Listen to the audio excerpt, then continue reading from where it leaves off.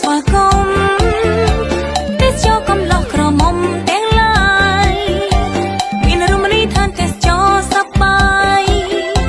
គយគុណកំសាន្តមិនណាយចិនដាដងព្រែកដងតែលំហែដួងចិត្តទឹកឈូគង្គីអមរិតស្នេហារាត្រីទេសចរជីទូកទេសនា